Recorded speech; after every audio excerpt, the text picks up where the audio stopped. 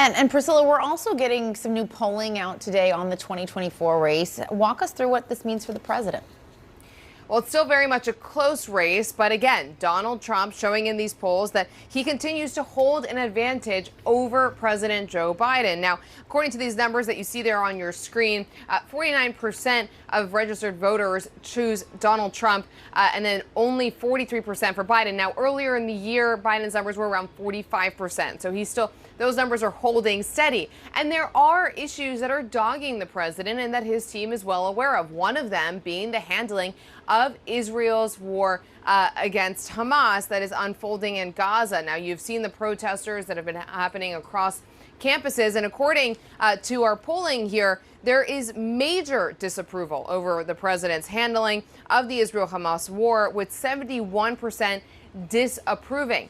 And then two is the economy. And this has been an issue that the White House and the Biden campaign have tried to convey to voters that it is heading in the right direction. But we are still seeing in these numbers that there is still quite a bit of a hesitation over whether that's indeed true, with registered voters here only 34% approving of the president's handling of the economy. These are two issues, Jessica, that are going to be front of mind for voters. That is what Democratic strategists anticipate at this point, especially the economy. And so these numbers do not look good for President Biden. And again, this has been a challenge for the Biden campaign. And as the president hits the trail, he has been touching on the economy and trying to, again, show the results of what his administration has done and how it's affecting voters in a positive way. But clearly what these polls show is that there is still a long road ahead for the president. Jessica? Yeah, about 6 months until Election Day at this point. Priscilla Alvarez at the White House for us. Thanks so much.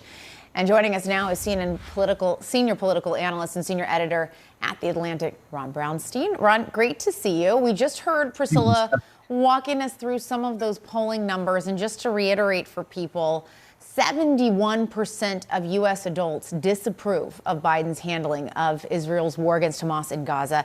And you look at that number of those 18 to 34, 81% disapproval rate. Ron, at this point, what kind of political impact could those numbers have for Biden as he's running for re-election? Yeah, and a majority of Democrats in the poll say they disapprove of his handling.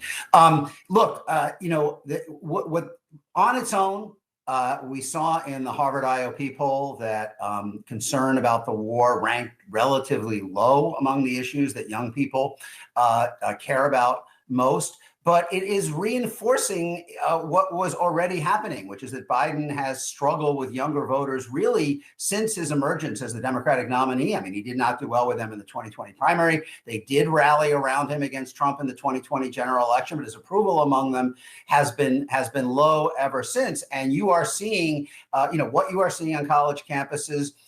There are, obviously excesses, there are anti-Semitic behavior as part of it, but it is also a genuine reflection of a broad discontent in the Democratic coalition, especially among younger voters, with the extent to which he has basically stood arm in arm with Netanyahu as he has, kind of pursued this strategy on the war. And, you see in the CNN poll, Biden underperforming among young voters. Again, this is not the only reason, but when you start off facing a headwind, it is just another obstacle that he has to get over to get anywhere near what Democrats have gained among these voters in the past. Yeah, and you mentioned the protests. We've obviously been covering them over the past several weeks as they have grown across the country. What do you think? What kind of impact do you think they're going to have? As I just said, we are still 6 months away from Election Day, and the semesters are set to end soon-ish for a lot of these students. But yet we do see all of these images over and over and over again. Yeah, I mean, often, when you're the incumbent, you're running not only against your opponent, you're running against events. You're running against what is actually happening. And as Priscilla was saying, the persistence of inflation, the fact that it hasn't gone down, as it continued to decline the way that the Fed was hoping, you can see that reflected in these polling numbers, both nationally and key states, and the discontent about the economy. And similarly, when you have this level of kind of tumult on college campuses, there's a risk for Biden of kind of getting hit on both ends of the swinging door, where the visibility of this discontent, I think, will inflame the concerns among those in the Democratic coalition that are alienated and disappointed in his policy and how far he has gone down the road with Netanyahu. And then conversely, just the sheer disorder presents a risk to him.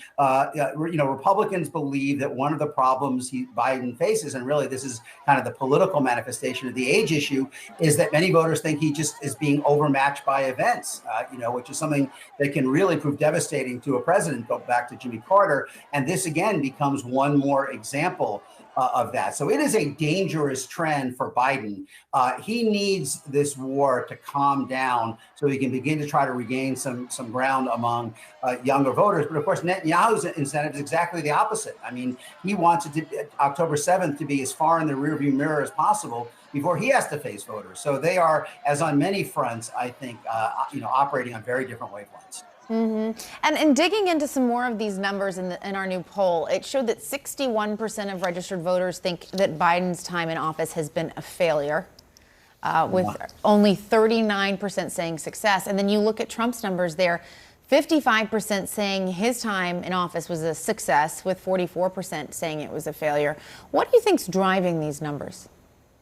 Yeah, well, interesting. First of all, I mean, the CNN, every poll is different. The CNN poll that's out today is the worst for Biden of the recent polls. I mean, there were 4 other high quality national polls this week that had the race between even and a +2 for Trump. So this is kind of at the low end of what we are seeing for Biden. But directionally, there are some important consistencies between this poll and the others. And one of them is what you cite, which is that the retrospective assessments of Trump's presidency have been consistently improving. I mean, his job approval in multiple polls now, looking back, is higher than it ever was when he was president. I think the key to that is largely the comparison with Biden on inflation above all, but also on some other issues like immigration. And in many ways, voters are kind of, putting on Trump as a kind of antidote to what they don't like about Biden. The other thing that's really important in the CNN poll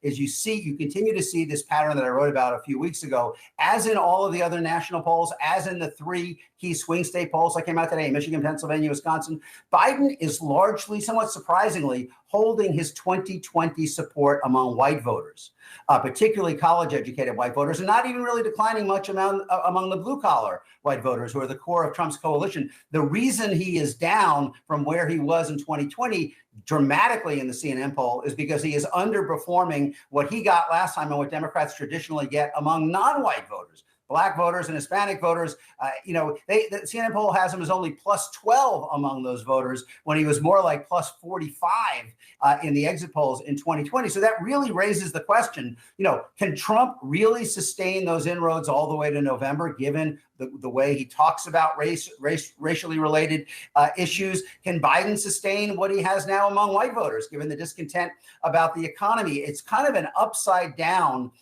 racial dynamic in 24 that's behind all of these numbers.